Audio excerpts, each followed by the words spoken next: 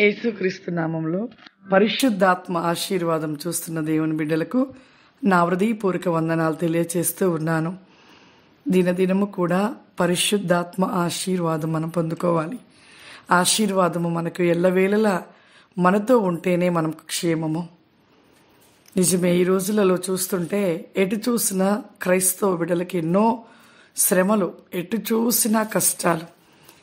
క్రైస్తవుల మీద ఎన్నో దాడులు జరిగించబడుతున్నాయి.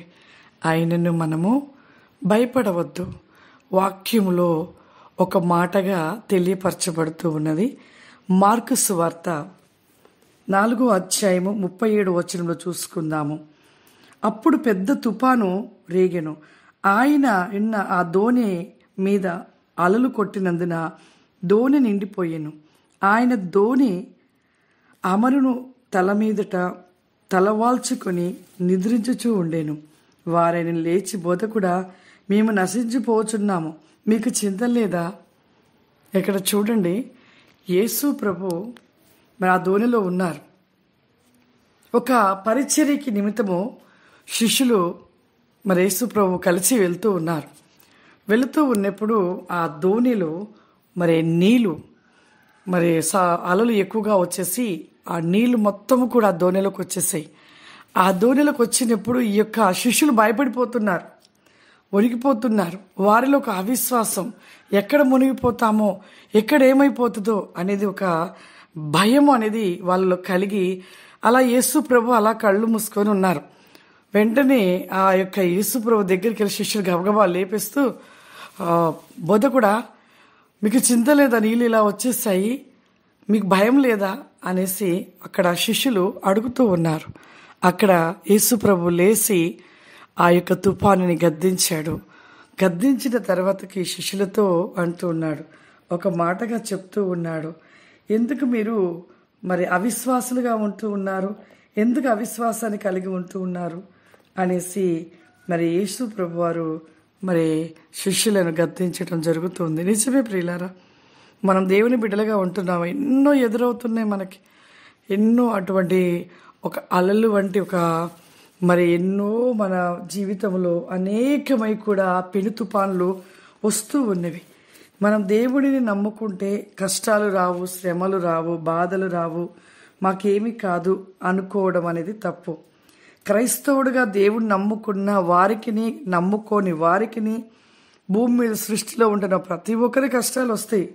యేసు ప్రభువును నమ్ముకోవడం వల్ల మనకుంటున్న లాభము పరలోకం పొందుకుంటాం.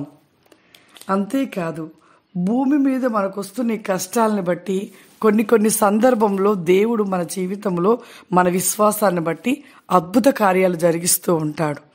అంతేకాని యేసు ప్రభువును నమ్ముకుంటే కష్టాలు మాకు అసలే రావనేది కాదు. కానీ కష్టాలు అందరికీ వస్తాయి. కష్టాలు వచ్చినను మన జీవితంలో దేవుని కార్యాలను చూస్తాము, అద్భుతాలు చూస్తాము. చివరికి ఈ లోకంలో ఆ శ్రమలలో విశ్వాసమును కలిగి ఎన్ని ఎదురైనా కూడా, ఎన్ని పెను తుఫాన్లు ఎదురైనను కూడా మనం వాటికి భయపడకుండా ముందుకు ప్రభువులో సాగినట్లయితే పరలోకాన్ని సంపాదించుకుంటాము, ఇంకా భూమి మీద ప్రతిఫలాన్ని పొందుకుంటాము. కాబట్టి ప్రతి ఒక్కరు అవిశ్వాసాన్ని మనలో రానివ్వవద్దు. ఇక్కడ శిష్యులు ఉన్నారు పక్కన.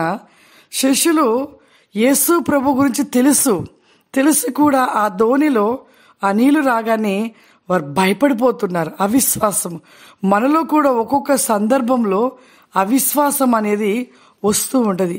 కానీ ఆ అవిశ్వాసాన్ని దేవుడు రానివ్వవద్దు అంటున్నాడు. శిష్యులను అదే అంటున్నాడు. ఒక మాటగా అక్కడ వాళ్ళని గద్దిస్తూ ఉన్నాడు. 40వ వచనం చూడండి. అప్పుడు ఆయన, మీరెందుకు భయపడుచున్నారు? మీరింకనూ నమ్మిక లేక ఉన్నారా అని వారితో చెప్పాను. ప్రభు చెప్పుచున్నాడు, మీరెందుకు భయపడుతున్నారు? ఇంకా మీలో విశ్వాసం లేదా? మీరు ఇంకా నమ్మలేకపోతున్నారా అనేసి శిష్యులను దేవుడు మరి ప్రభువారు అడుగుతూ గద్దిస్తున్నాడు. నిజమే, యేసు ప్రభు గురించి వాళ్ళకి అన్నీ తెలుసు కదా. అన్నీ తెలిసి కూడా వారు అవిశ్వాస పడుతూ ఉన్నారు కొన్ని సందర్భంలో. చూడండి, ఇప్పుడు క్రైస్తవుల మీద ఎన్ని దాడులు జరుగుతున్నాయి, ఎంత భయంకరంగా చేస్తున్నారు, క్రైస్తవులను హింసిస్తున్నారు.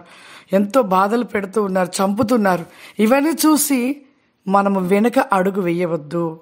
విశ్వాసంలో ముందుకు కొనసాగుతూ దేవుళ్ళు మనము ముందుకు వెళ్ళిపోదాము. ఎందుకు అంటే దేవుడు మనతో ఉన్నాడు, దేవుని ఆశీర్వాదం మనతో ఉన్నది. కాబట్టి ఎవరు కూడా భయపడవద్దు. మేము మణిపూర్ వెళ్ళొచ్చాము. మరి ప్రతి విషయాన్ని కూడా మీకు మరి వచ్చే ఆదివారము అన్ని వివరంగా చెప్తాము. చాలా భయంకరమైన స్థితిలో వాళ్ళు ఉండి కూడా విశ్వాసంలో ఈ రోజు కూడా అన్ని జరిగిన కూడా త్రొట్టిల్లక విశ్వాసాన్ని కలిగి ఉంటూ ఉన్నారు ఆ ప్రజలు. మన జీవితంలో కూడా అటువంటి విశ్వాసాన్ని కలిగి ఉంటే ప్రతి విషయంలో విజయాన్ని సాధిస్తాము.